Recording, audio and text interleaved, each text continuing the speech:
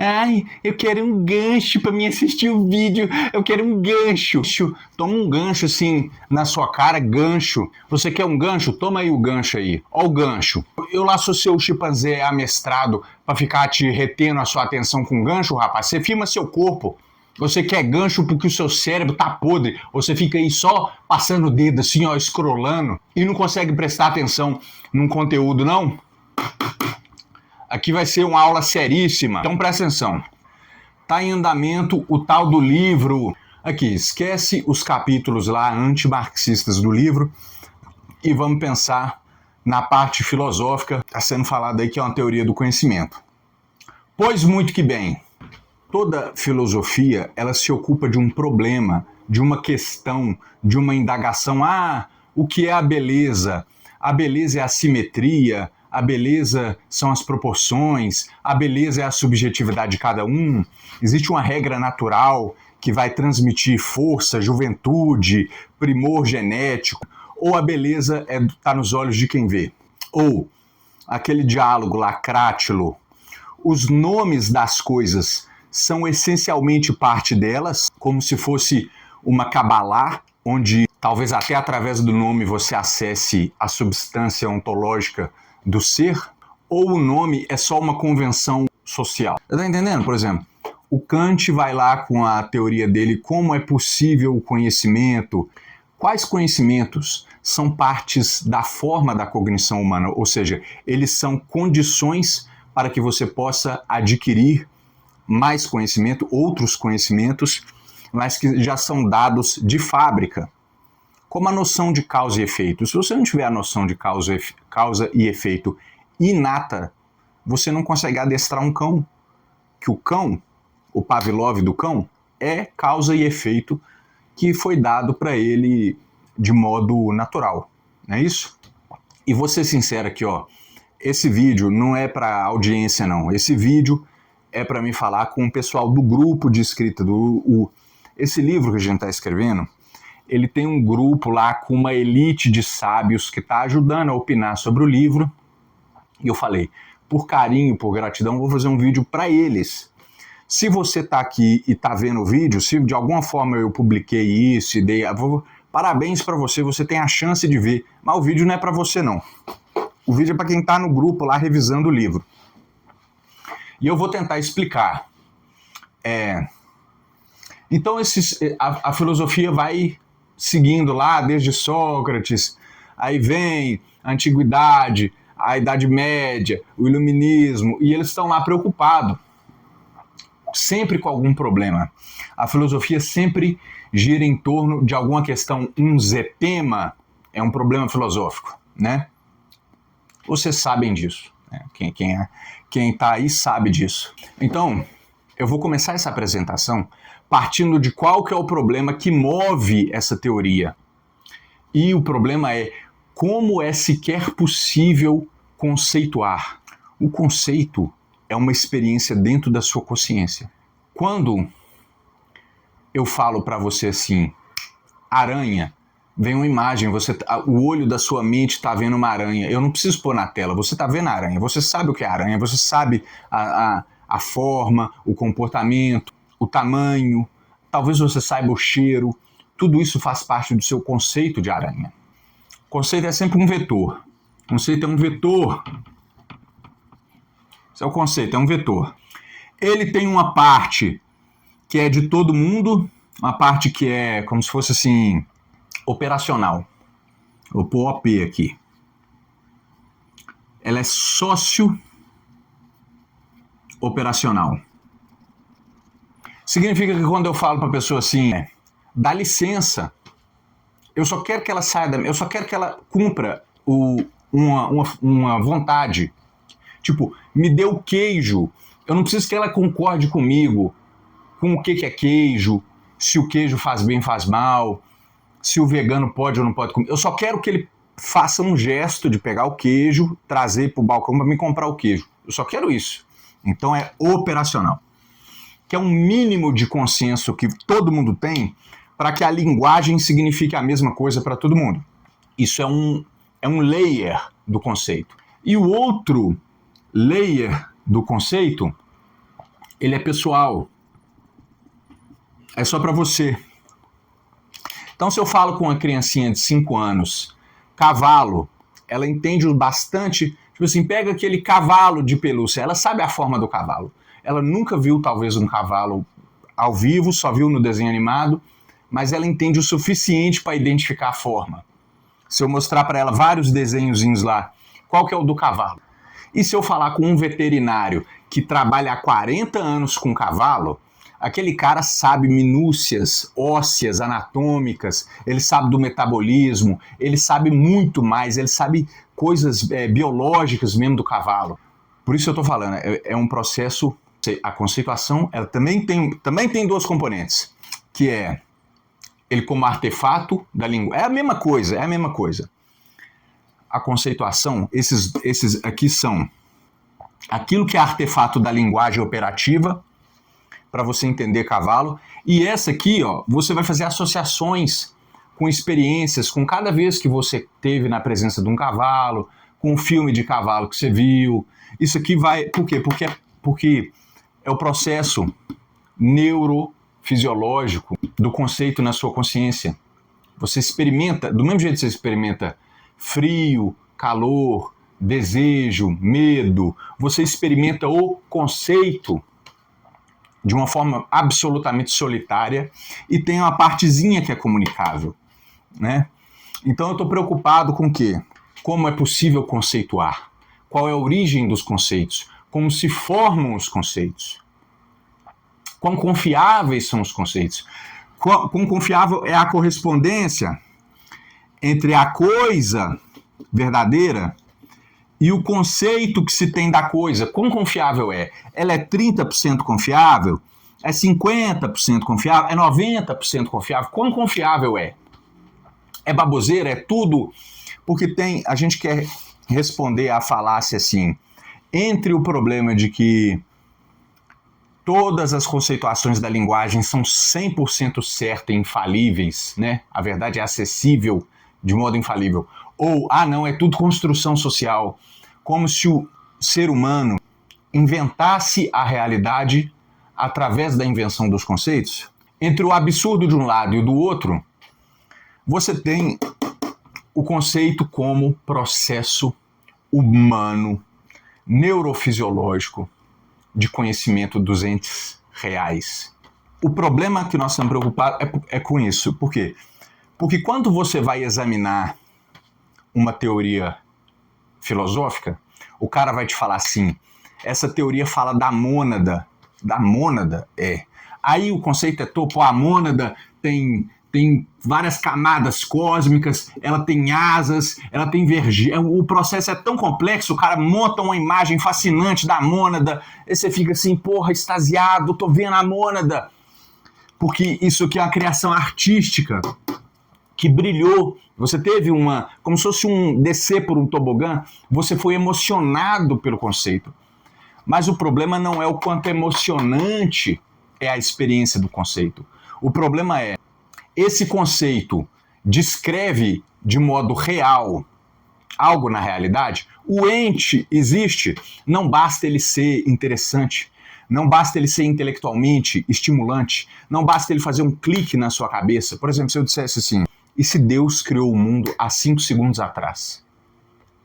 E os dinossauros lá como se fosse resquício de um passado, mas esse passado não existiu. E todos os resquícios do passado, do Big Bang, as nossas memórias foram criadas há 5 segundos atrás. Pensar nisso é descer por um tobogã. Às vezes a pessoa gosta da emoção que o conceito traz. E aí ela passa a julgar o conceito verdadeiro com base na relação afetiva que ela tem com essa emoção. E é assim que vocês, animais, se relacionam com o conhecimento. E esse não é o mérito. O mérito não é o quão emocionante, o quanto que fecha. Nossa, fecha certinho. Fecha certinho, mas talvez não é verdade, cara.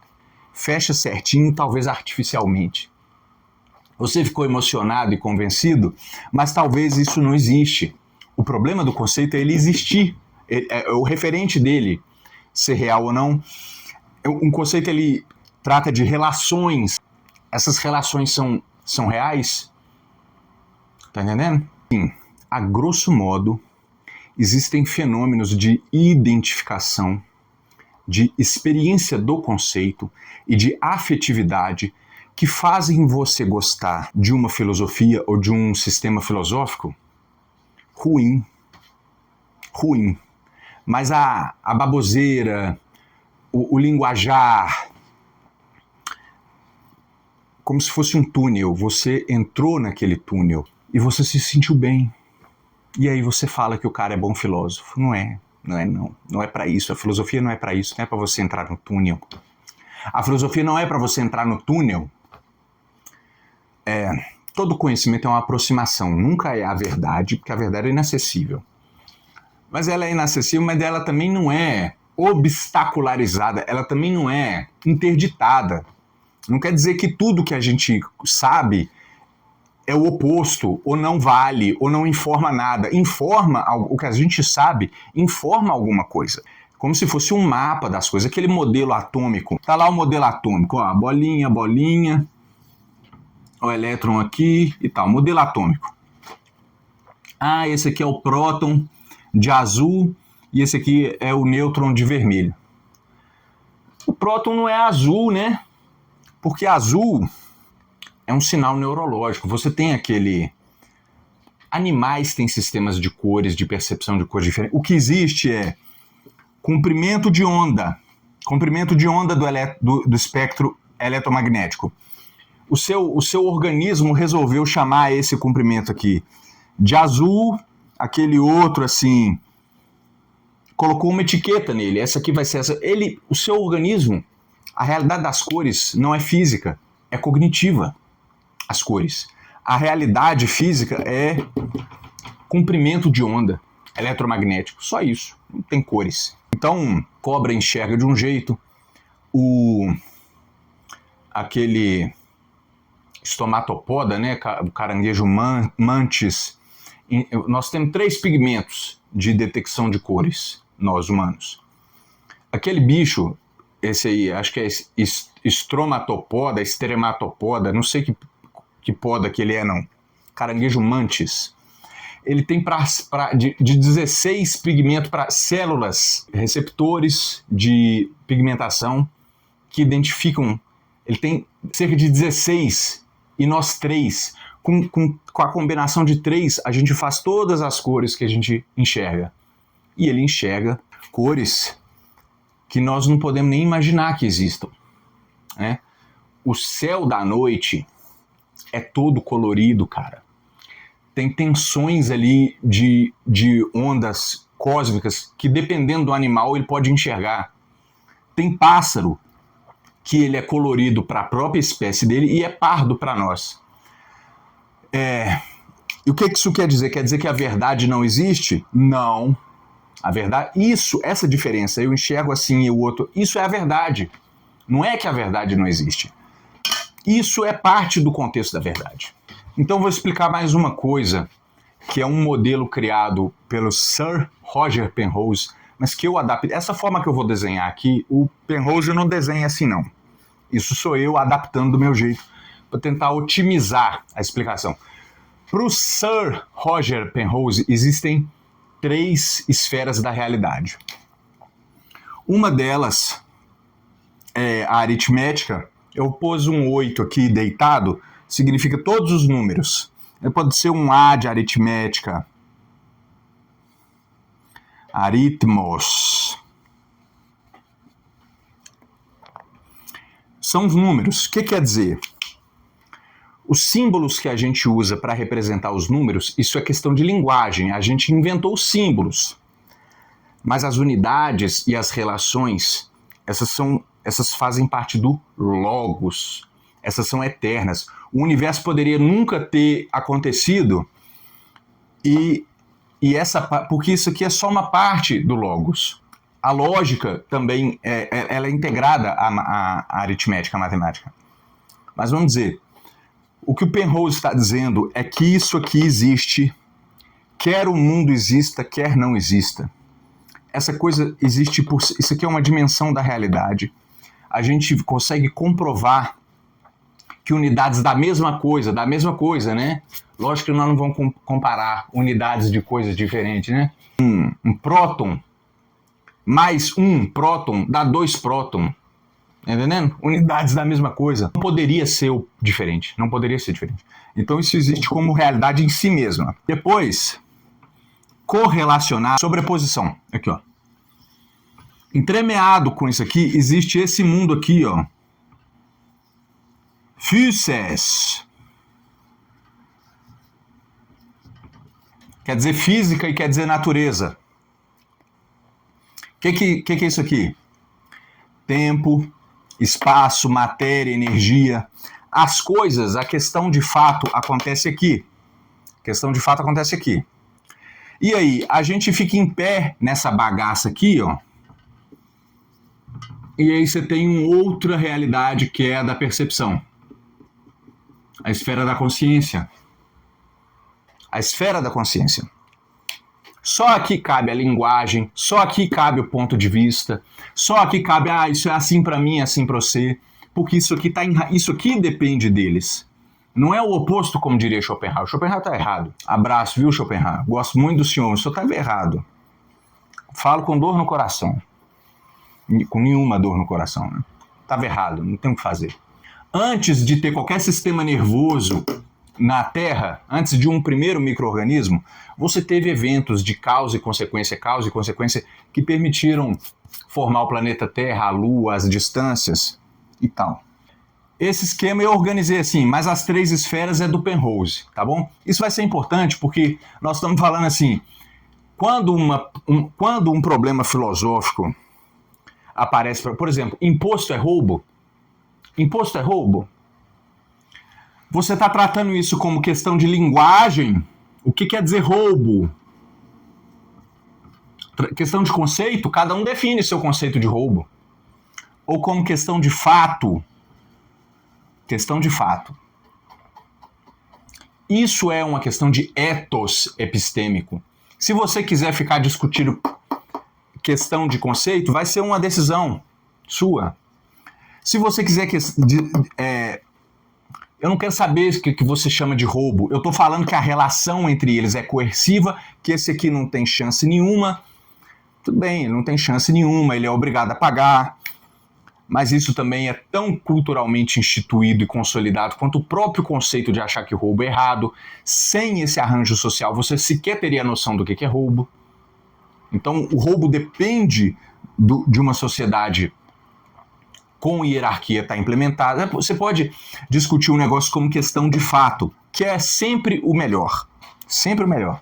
Aqui você está perdendo tempo, ó. Aqui é onde ficam os imbecis. Os imbecis ficam aqui, ó. Discutindo, na minha opinião, na sua. Trips, esse.